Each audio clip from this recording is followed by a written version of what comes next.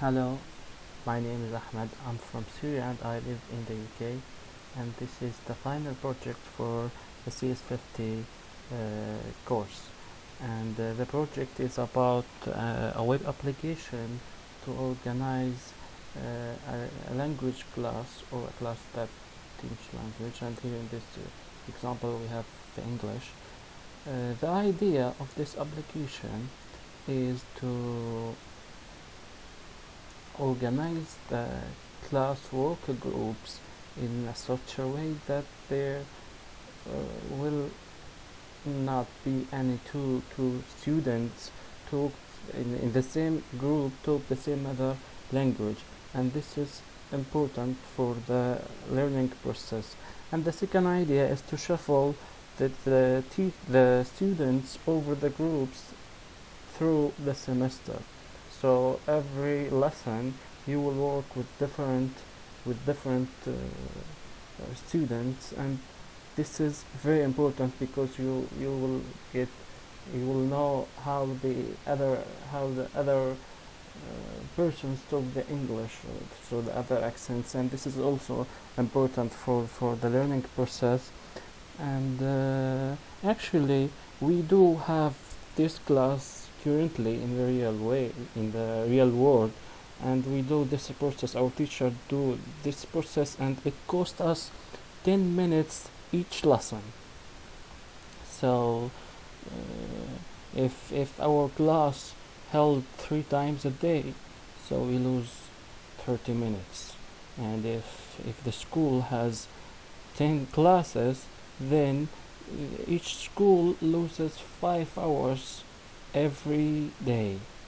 So when you have more and more schools in the country, you can imagine how much time we lose. Okay, so the website, here we have teachers section, which contains information about the teachers that are in the class. Here we have the students data, and then we have the classes, and there's some logic here.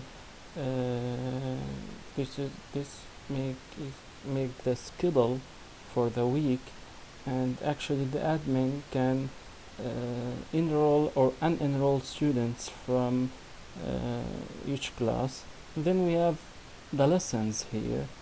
The lessons, we have here the information, the content, and the topic about each lesson, and students per group. So here every group contains 2 students, and if we press on the groups button, we have the students groups.